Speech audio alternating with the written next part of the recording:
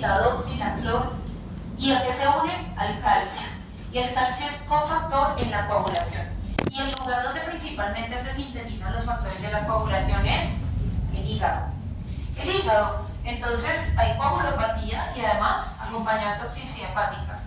Como le gusta el calcio, si usted lo administra en animales lactantes o en una hembra gestante en el último tercio de la gestación o en un animal en crecimiento, pues ese animal, si le va bien a uno, hipoplasia dental, o si le va a uno bien, se le manchan los dientes. Pero si le va a uno mal, son animales que pueden tener múltiples deformidades óseas. Por ejemplo, cuando uno administra tetraciclina, sobre todo la oxi, ya les explico por qué. En gestación, en el último tercio, que es donde más sucede el proceso de osificación en la cría, pues ese animalito crece con una condición que llaman, por ejemplo, en equinos, huesos de caucho, es decir, él nace y usted le toca esos huesos y parecen un cartílago, no osificaron correctamente. Y el cuerpo no encontró calcio, pero encontró tejido conectivo para llenar ese espacio que el calcio debía llenar. Es decir, solucionar eso después de que pasa, pues no es sencillo. La oxi, muchachos, que es una de las tetraciclinas,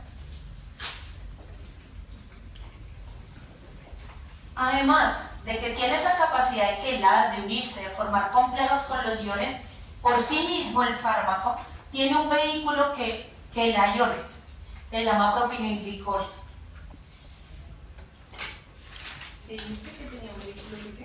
Que también quela iones. Entonces, ¿cuál de todas las tetraciclinas tiene la mayor capacidad de unirse a iones? La oxi. Entonces, es paradójico, por ejemplo, que cuando una vaca tiene hipocalcemia, uno ve que en muchos lugares lo primero que le inyectan vía venosa es oxitetraciclina. ¿La va a tumbar más?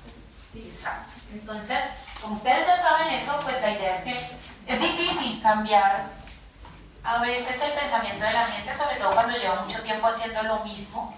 Digamos que no todo el mundo puede como eliminar el ego y escuchar, pero sí lo logran con los trabajadores en campo. La idea es que los protocolos que involucren oxitetraciclina pues nunca lleven iones, y en hipocalcemia no sea el primer manejo que le den al paciente, ¿cierto? Entonces, tengan precaución, sobre todo, por ejemplo, en animales en desarrollo usted no podría dar ninguna tetraciclina, ¿entienden por qué? En aves suele darse no en aves de postura, sino de engorde. ¿Entienden por qué? Porque si no, ese huevo ni calcio va a tener en la cáscara. Dime. Entonces, si tengo un paciente, pues no sé, pequeño, joven y tiene reliquia. Entonces recuerda que nosotros estamos viendo los antibióticos por líneas. Entonces siempre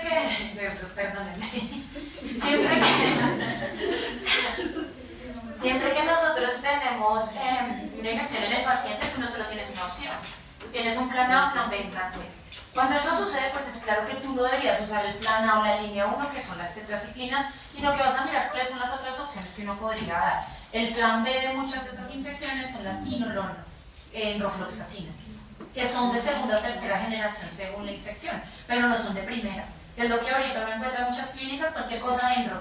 Así promovemos la resistencia y luego la enro no nos va a servir para nada, y eso lleva mucho tiempo sucediendo. Es un mal uso de los antibióticos, y no es porque la información no esté, es decir, uno encuentra en internet un montón de información digital, escrita y en video sobre el tema de la resistencia a los antibióticos y que podemos usar y no. Entonces yo pienso que es un tema más como de desconocimiento acompañado de falta de actualización y pereza, indudablemente, porque pues es que está ahí en internet a disposición. No se debería usar de primera línea. ¿Y lo podemos usar en conjunto? Los dos no porque pasa algo con los antibióticos, es decir, a menos de que sea una infección supremamente complicada y tú diagnosticaste una resistencia por cultivo. De resto no, porque recuerda lo mismo que con los AINES, si tú los combinas y ellos no tienen el mismo mecanismo de acción, tú podrías combinarlos, soy sincera, sí, pero vas a aumentar todo el tipo de toxicidad que estás viendo acá. Ahora, si está en crecimiento, lo ideal nunca va a ser que tú des una tetraciclina. ¿Sí? Sí, claro. Pero es la punta. Es la que dan por los tiempos de retiro, porque lo ideal sería dar diminacene, diaceturato de diminacene, pero tiene un tiempo de retiro 90 días y muchas de estas vacas son de leche. entonces dan oxidilada mal. Si va a dar una oxi para una anaplasmosis, si es de larga acción, es una inyección hoy y una inyección al tercer día. Lo mismo, pero bueno, si no hay problema con los tiempos de retiro, tú podrías dar de los otros fármacos. O los esquemas a veces tienen hierro, pero lejos de la oxitetraciclina. Hierro en la mañana, en la tarde el antibiótico. Precisamente para que no vayamos a quitarle la eficacia. Chicos, ¿qué si no saben de acá? Bueno, todos los fármacos pueden generar reacciones de hipersensibilidad. Pues sí, muchachos. Como cualquier otro fármaco puede generar alergia. ¿Qué si no hemos hablado? ¿Todos saben qué es una fotosensibilización o no saben? ¿Tienen conocimiento? Pero entonces, una fotosensibilización en los animales se debe a lo siguiente. Aquí en la piel se deposita una sustancia, normalmente en la dermis, y esa sustancia es fotosensible. No solo puede ser un fármaco, puede ser la finoeritrina, que es un pigmento en las plantas. Esa es la principal causa. El tema es que esa sustancia que se deposita en la piel, cuando el animal es expuesto a los rayos ultravioleta UVA, UVB, produce una inflamación, produce una dermatitis. Y esa dermatitis puede ser solo como, bueno, el animalito que tenemos, digamos, como protegido de la luz, le dio pruritos, tenía enrojecimiento y ya, pero el animal que está todo el día al rayo de sol, mediodía, y de pronto tiene pobre pigmentación, ejemplo, los que son caretos, ¿sí? Ese animal no solo tiene una dermatitis, sino que la inflamación también empieza a ulcerarse, a caerse, igual que el pelo. Esta es una de las sustancias, en términos de los fármacos, ¿cierto?, que puede producir fotosensibilización. No es la única, chicos. Existen muchos más fármacos que son capaces de producir reacciones de fotosensibilización, porque los metabolitos no se eliminan vía renal, sino que se depositan algunos en la piel y reaccionan con la luz. ¿Qué hace uno si está dando un tratamiento, por ejemplo, de estos?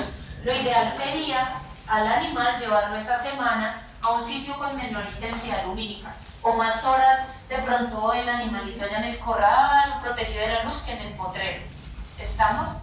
Por eso es que usted no escucha de pronto mucho esto en pequeños, porque uno en general no los tiene todo el día a rayo del sol. Pero si lo hiciera, algunos de esos que tienen pobre pigmentación también van a presentar una reacción de fotosensibilización. ¿Entiende por qué estaría contraindicado en crecimiento y lactancia con base en lo que hemos dicho? Sí. Por lo del calcio. Profe, en el caso de animales gerontes, ¿Que no, qué, perdóname? en caso de animales gerontes, El problema ahí es el hígado, más que los huesos, porque ellos ya terminaron su proceso de osificación y realmente ellos no requieren mucho calcio ya. Entonces el problema ahí sería una coagulopatía o la afección hepática. Pero si tú le has hecho un examen de hígado, han tenido de pronto niveles de calcio y todo está normal, tú le puedes dar un esquema con tetraciclinas. Obviamente, si tú estás dando un esquema para artritia que no es de 8 días, sino de 15, a veces 20, tú tienes que estar monitoreando ¿qué? Función hepática. Mínimo la función hepática y de pronto los tiempos de coagulación. ¿Sí? Porque apenas él empieza a quedar mucho calcio en sangre, los tiempos de coagulación van a aumentar. Se va a demorar en coagular. Entonces sí, eso hace uno. Aunque no solo lo haces en viejos. En cualquier paciente tratado con doxiciclina, por ejemplo, para artritis u otras infecciones, uno monitorea función hepática por lo menos una vez a la semana.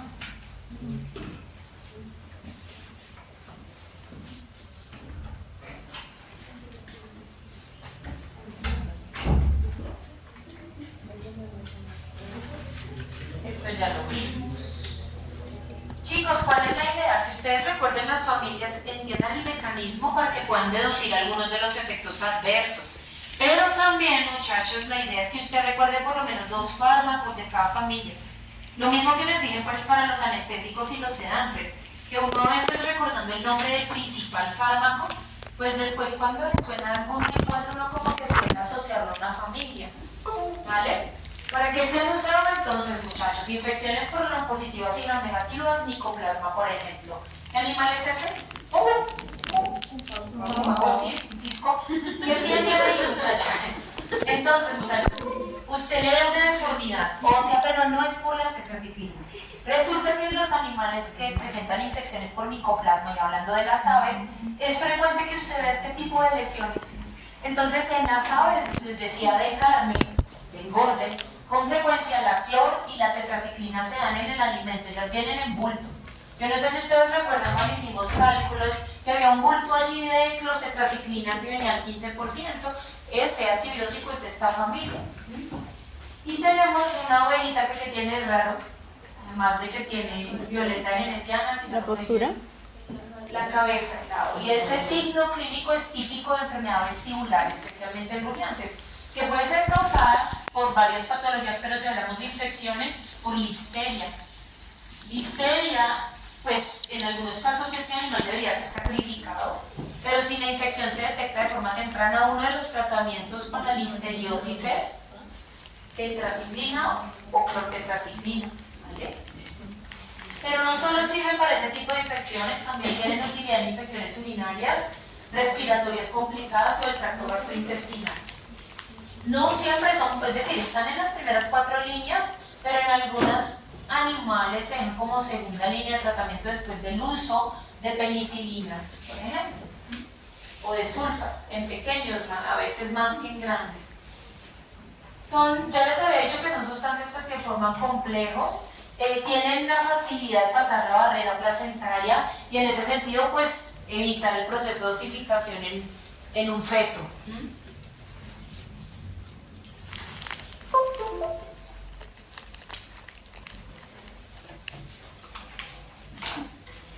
Entonces chicos, hasta aquí tendríamos, ya la devuelvo, hasta aquí muchachos tendríamos las primeras así 4 líneas generales. Las que siguen, muchachos, en muchas especies son segunda o tercera línea de tratamiento. Yo les decía que no les muestro absolutamente todas las familias de antibióticos, porque con muchos egresados que vieron la materia, yo me he dado cuenta que ellos memorizaban eran los antibióticos, pues que les decía, no, estos no se administran.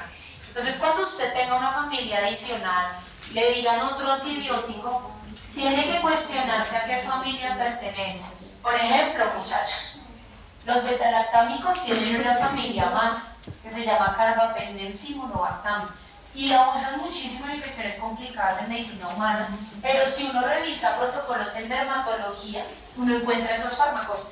Eso está prohibido, muchachos. Ustedes revisen la regulación. Lo importante es que uno, digamos, no cometa el error de actuar de manera, llamémoslo, mecánica, sino que siempre ustedes tengan esa inquietud allí, se cuestionen y revisen. Es mejor revisar, pecar por exceso o omitir de pronto, no, aquí en un solo artículo encontré que usan esto y yo lo voy a usar, pero es que un solo artículo no va a ser representativo y hay una normativa que nos pide en términos del manejo de antibióticos.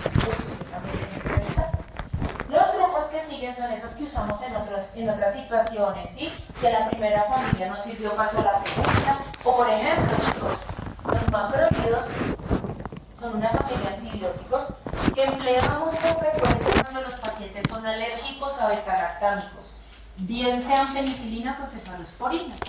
¿Por qué motivo? Porque tienen un espectro amplio sobre cuáles. Sobre cuáles, claro, pues las mismas de los betalactámicos, de las positivas. Pero no lo hacen inhibiendo la transcriptización, lo hacen uniéndose a la subunidad 50S del ribosoma de las bacterias. Es decir, son principalmente bacteriostáticos. Ahora, este grupo tiene algo, y es que si la dosis la subimos casi hasta la dosis mínima tóxica, nosotros podemos alcanzar un efecto bactericida. Y eso se ha logrado particularmente sobre qué bacterias gram positivas, chicos, Streptococcus, para que lo sepan. Entonces a veces usted encuentra esquemas a unas dosis altas para eritromicina, que es un macrólido, y ya va a entender que es porque nos permite tener un efecto bactericida sobre algunos microorganismos. ¿Cuál es el espectro? Principalmente positivas aerobias y anaerobias, ¿cierto? Principalmente positivas aerobias y anaerobias. Puede cubrir una que otra gram negativa, pero realmente es muy poco. Entonces, muchachos, se prefiere en ese caso combinar el macrólido con un antibiótico que cubra también, ¿qué? Gram negativas, exacto. ¿Vamos hasta allí? ¿Cómo les suena el simulacro? No encontrábamos ni el bloque.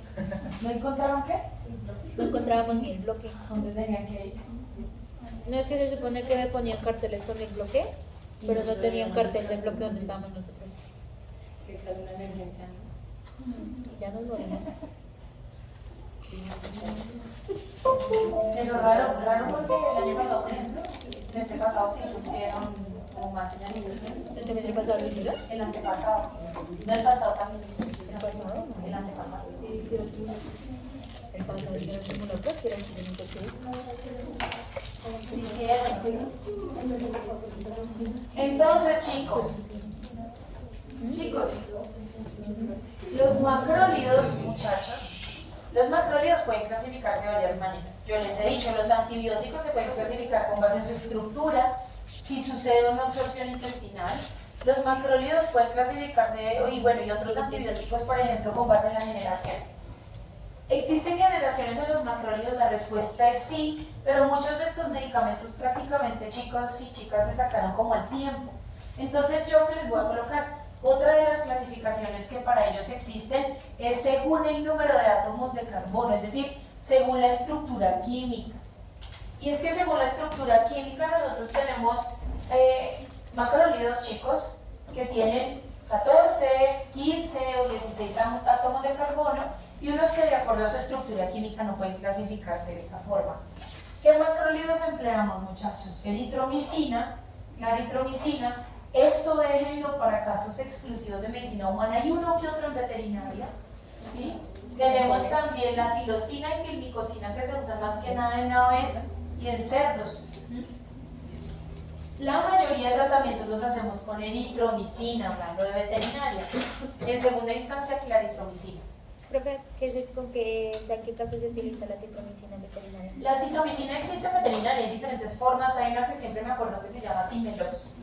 Yo te digo, mira, si la vas a usar es porque tú ya has descartado otra herramienta de primera línea y porque de pronto has buscado unos 10 artículos y en 9 te dicen que como segunda herramienta está la citromicina. ¿En qué casos, por ejemplo, uno hace esa búsqueda y encuentra citromicina? En infecciones por Rhodococcus equi, cuando los animales, por ejemplo, tienen una neumonía o buturulitis, ¿sí?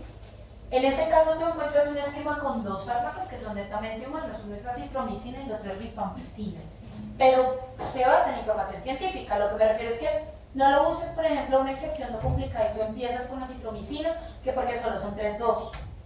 Eso no porque es un fármaco que en medicina humana, por ejemplo, se usa todavía mucho para infecciones, por ejemplo, de transmisión sexual y graves. Entonces sería empezar a promover la aparición de cepas resistentes con un uso inadecuado en veterinaria. No debería ser nunca, muchachos, una primera alternativa. Y además, si nosotros verificamos en la normativa internacional, no está como una de las primeras herramientas que nosotros debamos usar en veterinaria para tratamiento de infecciones, precisamente por lo que les estoy explicando. Como en el mercado se lo encuentran, pero es que yo les he dicho, aquí en Colombia ustedes díganme una sustancia y yo estoy aquí en Colombia la encontramos. Entonces uno es el que tiene el criterio de si la usa o no, ¿vale? La tilmicosina y la tilosina la usamos en animales de producción, con frecuencia vienen para administrar en alimento o agua, aunque también hay formas inyectables, ¿de acuerdo? Y les quiero mostrar lo siguiente. Aunque, muchachos, aunque sean ya medicamentos para segunda o tercera línea de tratamiento, igual existen reportes de resistencia. Existen ya, por ejemplo, bacterias que han desarrollado bombas para poder extraer el fármaco desde el interior pues hacia el exterior y que no tenga esa actividad sobre la unidades ribosomal. ¿Esto qué es? Yo les decía que a dosis altas puede llegar a tener un efecto bactericida, ¿cierto? ¿Cómo supieron eso? Porque en cultivo encontraron que esto es concentración mínima inhibitoria, ¿sí? 4 veces la concentración mínima inhibitoria produce el efecto bactericida. Y eso es lo mismo que pasa pues en clínica subiéndole la dosis al fármaco. En ese caso, muchachos, subiéndole la dosis, este tipo de medicamentos pueden ser útiles para infecciones intracelulares, porque de eso no habíamos hablado. No todos los antibióticos son capaces de afectar a una bacteria intracelular, no microorganismos intracelulares, este grupo sí. ¿Qué otra cosa no hemos hablado? Espérenme. Bueno, ahorita me acuerdo. Este es uno de los que podría hacer eso. Bueno, ¿qué otra cosa no afectan fácilmente los antibióticos? Los abscesos, muchachos. Cuando usted tiene un animal que ya tiene abscesos, es decir, que la infección se encapsuló, el paso de los fármacos es difícil. Es mucho más sencillo en ese caso tratar de drenar el absceso, hacer una limpieza y posteriormente administrar el antibiótico. En muchas ocasiones lo que se prefiere es madurar el absceso para que finalmente el pus salga al exterior y después usted administre un tratamiento antibiótico. Dime. Profe, tú decías que tenemos que usar, digamos, el antibiótico una cantidad de días, que son 5, pues 8. Espera. Dime. Días. Mínimo 6. Sí, pero pilas. Si el antibiótico es convencional, es decir, que es ese antibiótico que tú das 1 o 2 veces diariamente durante ese periodo, porque lo demás son formas modificadas. La citromicina solo tiene 3 dosis. Pero digamos, esos medicamentos, digamos, si yo el primer día le doy la dosis a 15, el segundo le puedo subir. Ir subiendo, la no, pues no es lo ideal, es decir, tú podrías, pero ese tipo de cambio en las dosis solo van a promover la presión de selección sobre bacterias resistentes, tanto hacia arriba y más hacia abajo. No, la idea siempre es empezar con la dosis que tú vas a manejar todo el tiempo para no promover resistencia. En ese caso tenemos, digamos, normalmente digamos de 15 a 25 miligramos. ¿Siempre escojo la mínima?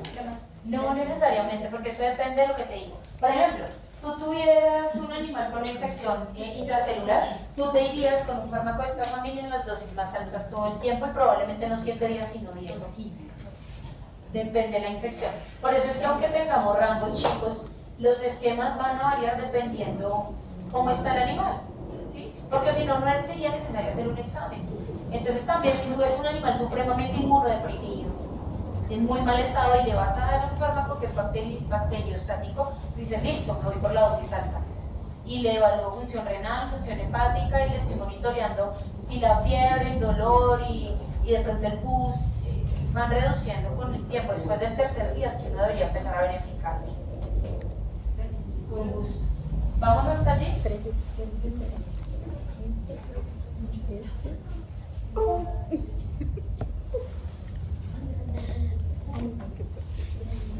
Chicos, pasa algo importante en todos los animales. Yo les dije, los antibióticos alteran la flora, eso se le conoce como disbacterios. Hay especies que son más sensibles a esos cambios de la flora. Lo ideal sería que usted siempre reponga la flora, que sea con probióticos o con una transfaunación. ¿Estamos? ¿Qué pasa, muchachos? Pasa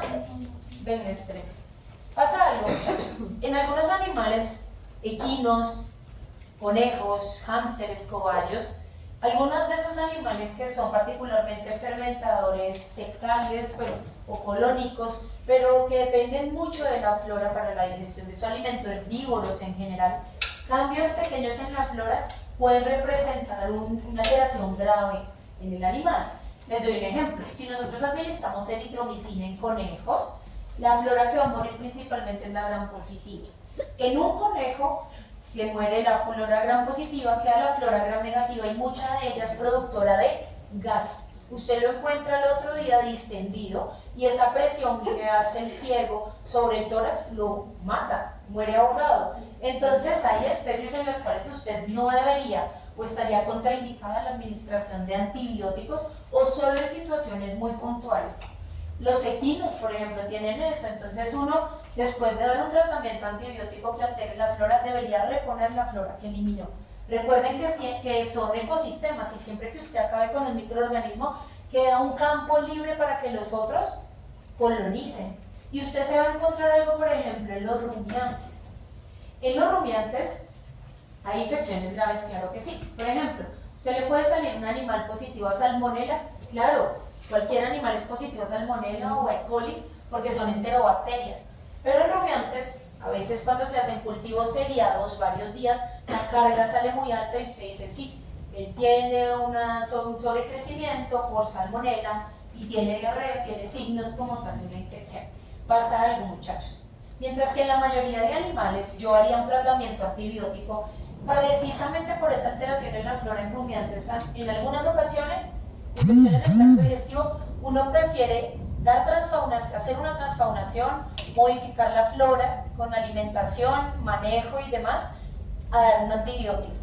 Ténganlo presente, aunque sea una salmonela. Obviamente lo guarda el animal uno en una zona infecciosa, hay que hacer contención, pero no siempre en todos los individuos nosotros de una vamos a hacer un esquema antibiótico, a menos de que él tenga una septicemia y signos pues, de infección, no siempre lo hacemos. Y grábenselo porque es algo con lo que uno se estrella. Ha visto que antibióticos, pero ese no siempre es el manejo. Bueno, no en estos.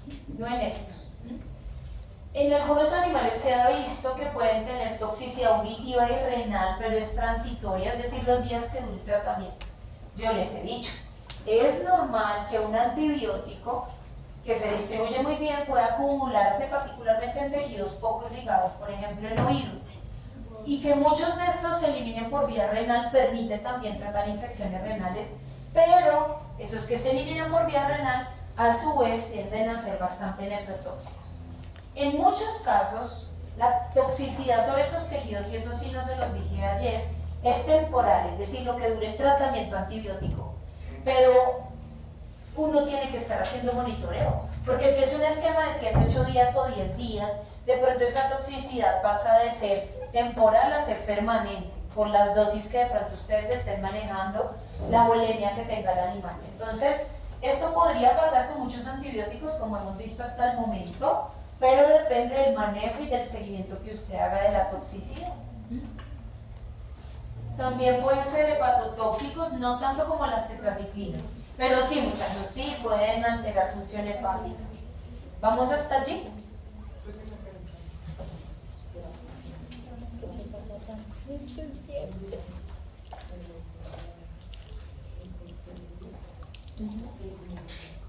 ¿Le subió? Sí.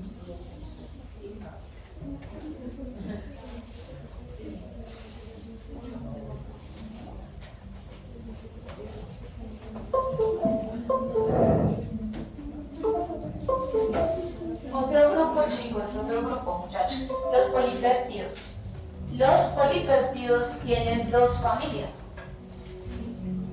¿Cuántas vamos? Pues 4, 5, 6. Pero si contamos las subfamilias, pues vamos 8. ¿Listo? Los polipéptidos están compuestos por polimixinas y bacitracinas. ¿Por qué se los coloqué como una sola familia? Porque en ambos casos tenemos la unión de varios péptidos. ¿Sí? ¿Listo? Entonces, son antibióticos principalmente para vía local, vía tópica, es decir, hacen parte de los tratamientos en dermatología y también en oftalmología y en algunas infecciones ópticas. De pronto usted ha visto goticas o colibrios que contienen polimixina. ¿Qué mecanismos tienen? Miren, muchachos, la bacitracina A, que es la que viene todavía en presentaciones veterinarias, por ejemplo, para uso tópico, tiene el mismo mecanismo de acción de los betalactámicos. Es decir, ¿qué hace? Gram positiva se interviene en la síntesis de la pared de peptidoglicano en el proceso de transpeptidación. Claro, esto cubre positivas. ¿Y entienden por qué con lo siguiente? Se puede combinar en cremas o presentaciones tópicas con esto, ya les explico. Las polimixinas se parecen a un detergente. Hay unos desinfectantes que llamamos detergentes catiónicos, ¿lo habían escuchado? Son sustancias que tienen la capacidad de romper la tensión superficial donde hay lípidos. ¿Y qué lípidos hay acá? Lipopolisacáridos. Es decir, que cogen la membrana de las bacterias y rompen los fosfolípidos de membrana y lisan la bacteria. Las polimixinas se comportan de esa manera, como detergentes, y acaban con la barrera de lipopolisacáridos de bacterias gram. ¿Quién tiene por fuera lipopolisacáridos? Negativas. Así que algunas presentaciones tópicas para dermatología, ¿cierto? Combinan sustancias de acá y de acá. ¿Para qué, muchachos? Para ampliar el espectro, básicamente, exacto. Ahora, uy, profe, pero si esto actúa también sobre gram negativas, ¿por qué no lo damos vía sistémica? ¿Qué creen ustedes que pasó cuando dimos polimixina vía oral? ¿Qué le pasó al hígado? ¿Será que es selectivo de los... y hepatitis aguda? ¿Por qué? Porque esto no es selectivo de los lipopolisacáridos de las bacterias. Esto cualquier lípido de membrana fosfolípida lo va a destruir. Así que por vía sistémica, sobre todo estas polimixinas son bastante tóxicas y las usamos principalmente en presentaciones oftálmicas. Mire, por ejemplo, esta tiene terramicina que tiene oxitetraciclina con polimixina para ampliar el espectro sobre gram negativas. Así vienen muchas presentaciones. Entonces, Estos son principalmente locales, básicamente locales. La polimixina B la encontramos en otros países llamada colimicina, y la polimixina E la encontramos en otros países llamada colistina, ¿verdad?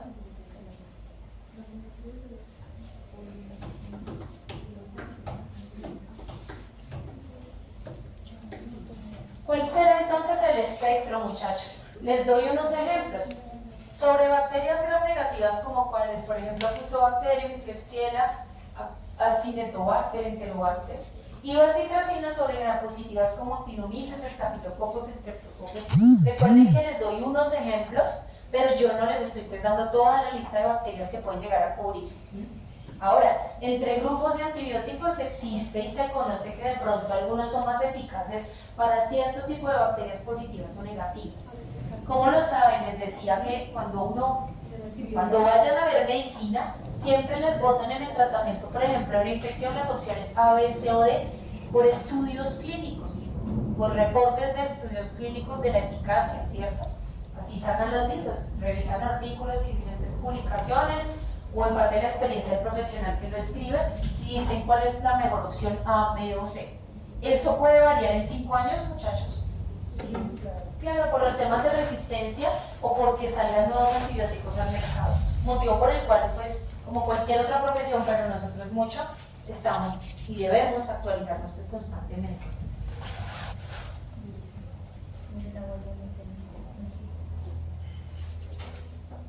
¿Qué es esto, chicos? ¿Qué ven acá? Y está inflamada, eritematosa y prurito, y si pudiéramos ver acá hay algo de pus con mal olor.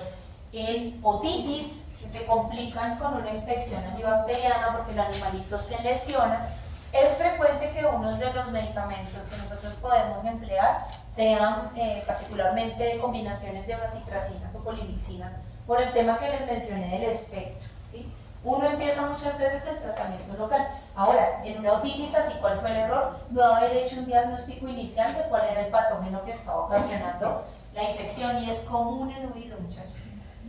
¿Y qué están viendo acá? ¿Qué es eso?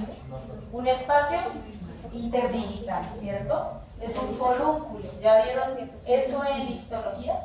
¿O en urohistopatología? Los nombres de las lesiones en dermatología. Entonces van a ver que el nombre técnico de un granito es un forúnculo, un barro. ¿Sí?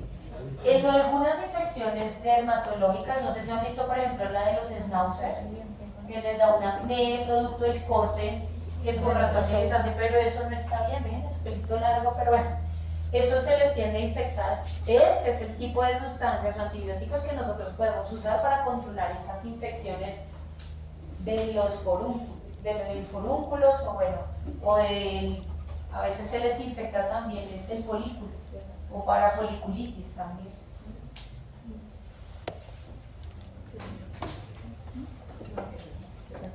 Otro grupo, muchachos, fenicoles o fenicoles. Cuando usted ve que un grupo de antibióticos es el mismo pero tiene dos nombres, es por lo siguiente, porque inicialmente sintetizaron o obtuvieron una molécula, ¿sí? El afenicol, y luego le hicieron modificaciones químicas de pronto para reducir toxicidad, el fenicol, ¿cierto?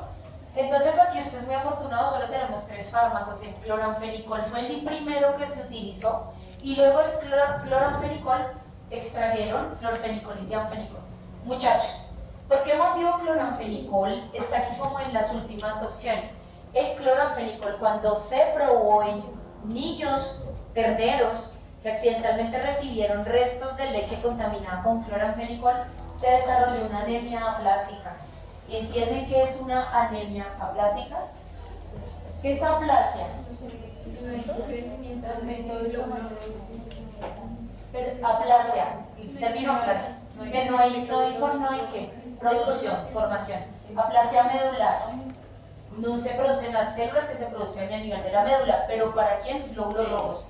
La anemia es porque este fármaco, eso es muy tóxico, muchachos. Este fármaco en la médula de los animales, jóvenes sobre todo, impide la producción de glóbulos rojos. ¿Se muere ese individuo, niño o ternero? Se murió. Se murieron. Entonces, esto tiene bandera roja en producción. Nunca lo usamos en producción, Pero como en farmacología no descartamos las moléculas, dijeron listo, prohibido producción, pero vamos a sacar moléculas quizás un poco menos tóxicas para usar en otras especies, sobre todo no de leche. Uno lo podría usar en carne, pero sobre todo en aves, es donde se ha visto que no hay un efecto tan marcado a nivel de la médula como en mamíferos. ¿De acuerdo? Entonces, ¿qué usamos de este grupo? Cloranfenicol no en producción, se ha usado en pequeños en infecciones ya como última opción de tratamiento.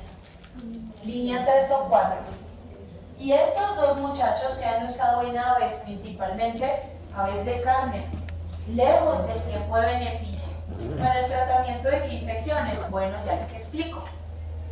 Él es un bacteriostático por inhibición de en la síntesis de proteínas de la subunidad 50, con un efecto tanto sobre positivas como sobre negativas. Y es un muy buen efecto sobre positivas como sobre negativas.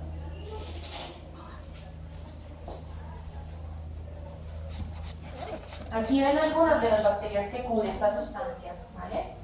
Cubre positivos, negativos, aerobios y anaerobios, y eso no habíamos visto, uno que cubriera bien aerobios y anaerobios. Entonces, por eso se usó, porque el espectro es realmente bueno, pero la toxicidad es elevada. Dejemos hasta esta diapositiva, muchachos, porque creo que tienen clase ella. ¿Hoy qué es? ¿Tienen clase? No, entonces vamos hasta las 11. 2 minutos. Terminemos este grupo, ¿sí? Vale. Es que vi que se estaban alistando. Entonces, muchachos, aquí el espectro es bueno. Usted podría cubrir, por ejemplo, un fusobacterium que es anaerobio gram negativo, pero la toxicidad, si usted quiere cubrir un fusobacterium, de pronto en pequeños, o inclusive les decía, si usted quisiera cubrir gram negativas en aves, podría usarlo, pero como tercera línea de tratamiento. Pero evítelo en todos los animales que produzcan leche, por el tema de la aplasia. La gente a veces usa antibióticos y con tal de no perder la leche se la da al ternero, que igual va a terminar sacrificado, pero promovió resistencia. ¿Okay?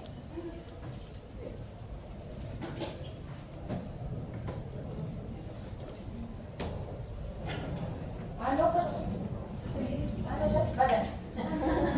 Muchachos. Vayan. A ustedes.